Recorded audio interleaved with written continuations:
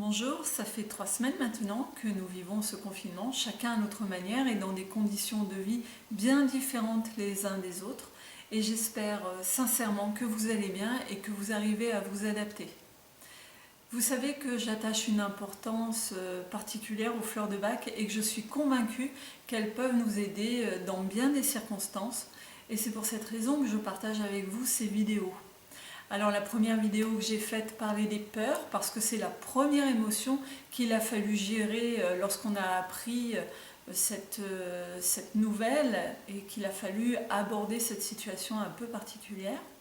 Et puis passer ce cap, aujourd'hui, eh bien, nous devons vivre ensemble en nous respectant et puis aussi en préservant notre individualité et ce n'est pas évident pour tout le monde. Et c'est pour cette raison donc que j'ai souhaité faire cette nouvelle vidéo. Alors avant de commencer, j'aimerais expliquer aux personnes qui ne connaissent pas bien les fleurs de bac qu'elles ont été découvertes et expérimentées par un médecin qui s'appelait Édouard Bach, qui était homéopathe mais également un éminent bactériologiste. D'ailleurs, sa vision de la médecine aurait pu en tout cas largement nous éclairer. Alors il était convaincu que l'état émotionnel d'une personne avait un fort impact sur sa santé et que, au lieu de traiter le symptôme, il fallait plutôt s'intéresser à la personne dans sa globalité et en réharmonisant ses émotions, eh bien, la personne pouvait retrouver un équilibre général. Alors ce qui est fantastique dans cette approche, c'est que les émotions ne changent pas, elles traversent les époques. En effet, les temps changent, mais pas les émotions. La haine, l'envie, la jalousie, le dégoût sont des émotions qui seront toujours ressenties de la même manière. Aujourd'hui, on découvre de nouvelles maladies, mais pas de nouvelles émotions. Et face à la maladie ou à des événements particuliers, nous avons des émotions qui sont complètement différentes. Et c'est là l'intérêt des fleurs de bac. En effet, dans cette situation si exceptionnelle, les gens réagissent complètement différemment. Il y a des gens qui vont être prostrés de peur et vont se recroqueviller sur eux et attendre, alors que d'autres personnes vont voir cette situation comme une opportunité à saisir pour transformer leur vie. Le docteur Bach a donc classé toutes ces émotions, ressentis, sensations en 7 grands groupes. Et comme je vous le disais tout à l'heure, dans cette situation où nous sommes confinés, où nous devons vivre les uns avec les autres, en nous respectant, mais aussi en respectant notre individualité, j'ai trouvé intéressant d'aborder avec vous le groupe qui parle de l'hypersensibilité aux idées et aux influences. Donc les 4 fleurs que nous allons voir sont Agrimony, Centauri, Walnut et Holly. Agrimony est la fleur qui est destinée à la personne qui veut se faire croire et veut faire croire à tout le monde que tout va bien. Elle va cacher ses émotions derrière un masque de jovialité. Elle peut faire rire tout le monde, c'est la très bonne copine. Sauf que derrière ce masque, il y a une véritable torture. Cette fleur s'adresse également aux enfants ou aux adultes qui se rongent les ongles, les gens qui grincent des dents, les enfants qui se tirent les cheveux, qui se pincent. C'est la fleur qui leur convient. Et puis, cette fleur aussi convient aux enfants qui ont compris qu'ils ne pouvaient pas réellement tout dire à leurs parents et qui se conforment aux attentes des adultes. Cette fleur va aider à exprimer avec sincérité le ressenti, à voir les choses de façon concrète, de façon réelle, pouvoir faire face avec franchise et sincérité aux événements.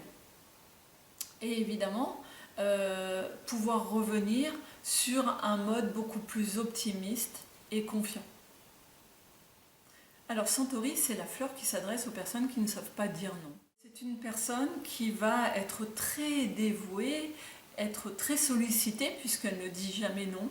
Donc elle va se fatiguer à répondre aux innombrables demandes des uns et des autres en allant jusqu'à s'oublier.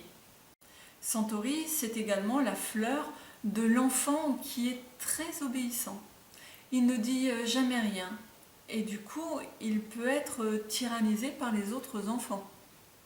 Centauri, c'est la fleur de la grande faiblesse. Donc on peut penser aussi à cette fleur lorsque l'on sort d'une maladie. Alors cette fleur va aider à rétablir le contact avec sa propre volonté, sa volonté propre.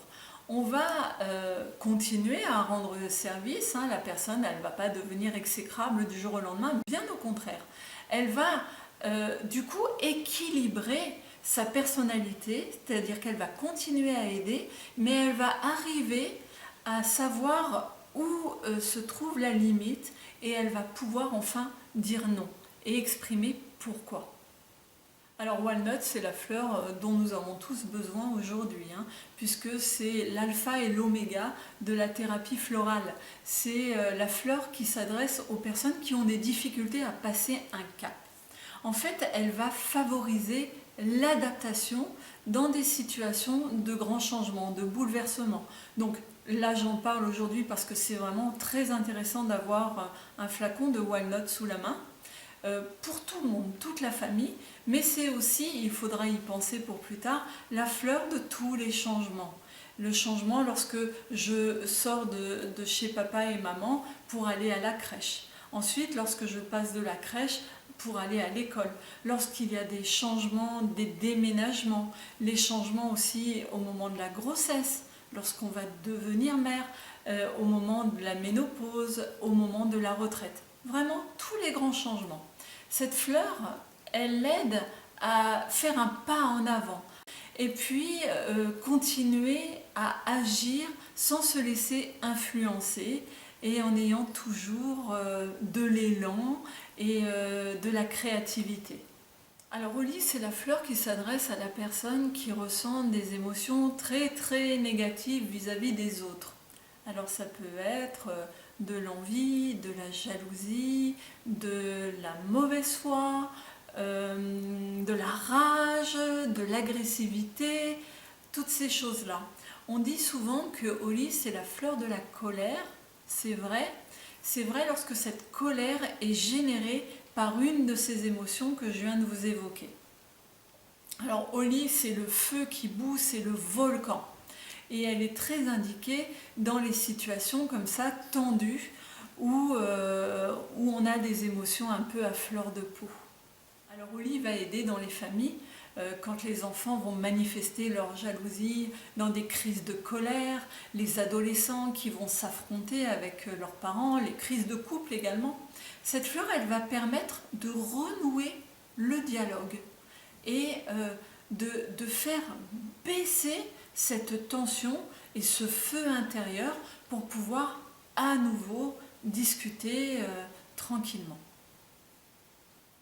Et bien voilà, nous avons vu ensemble les 4 fleurs qui parlent de l'hypersensibilité aux influences et aux idées.